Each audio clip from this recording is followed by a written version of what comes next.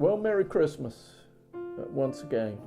And this is a story called Downtime. This is me.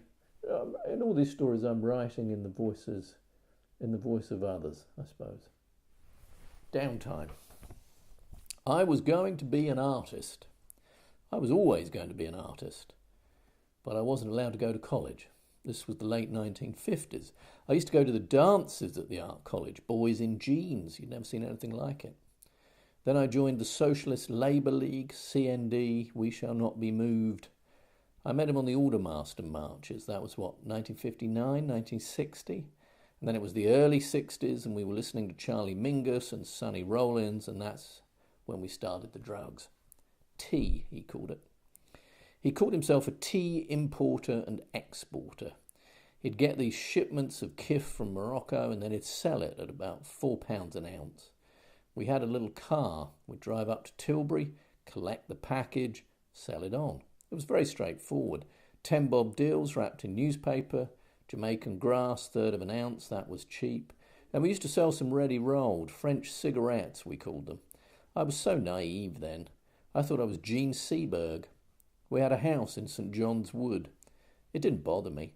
I didn't really know anything about drugs, apart from the fact that some were brown and some were white, some you smoked, others you didn't. And I didn't ask. That was it, and that was it. Except when we started to branch out.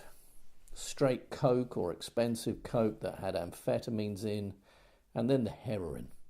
It started to get a bit complicated. And then he disappeared. We haven't seen each other for years.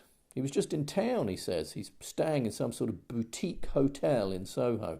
Must have done all right for himself, cleaned up his act.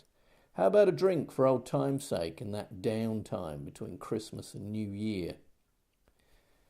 He's drinking mineral water and wearing a trilby, Ray-Bans, a silk scarf, black jeans, and exactly the same expression he was wearing the last time I saw him, only it doesn't look as good on him now. This man, who used to look like Bob Dylan or Keith Richards, now he looks like a man dressed up as Bob Dylan or Keith Richards, with Botox. And I can tell he's bald under the hat, and he's wearing dark glasses.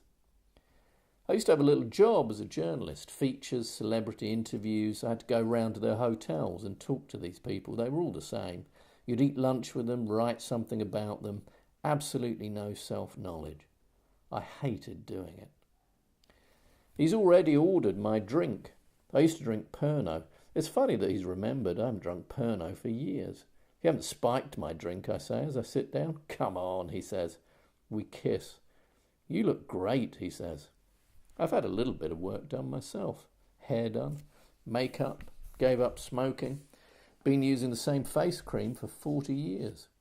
Not exactly a size 8 anymore, but I tell you what, I may not look great, but I look a hell of a lot better than him. I asked him about his family. I'd heard he got married, had children, divorced, the usual. He asked me about mine. Husband dead, children, cats. He's not listening. And then he tells me this story about how he was sitting in some restaurant in Kuala Lumpur, KL he calls it, and he realised that he needed to reconnect with his past back home in England, the people who were important to him, some old spiel. And then he says, isn't it funny that we're both free agents again now, and how this time of year can be lonely without anyone to look after you? And he asks if I'd like to freshen up upstairs in his room. Fortunately, I'm way past all that, and I certainly don't need anyone to look after.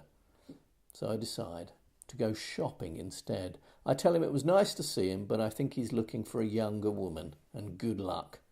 He can pay for the drinks. I walk down St. Martin's Lane to Trafalgar Square. My boots are killing me. I go straight to the artist's supply place down by the National Portrait Gallery. I haven't painted for years. I used to do a few little craft things. Every year I'd make something special for the children and the grandchildren, small things. Dolls' clothes, PE bags. But now I buy a small easel, some oils, brushes, and I get a cab home. I don't have long. When I get home, it's not too late. Merry Christmas. Yeah, sounds sweet to me.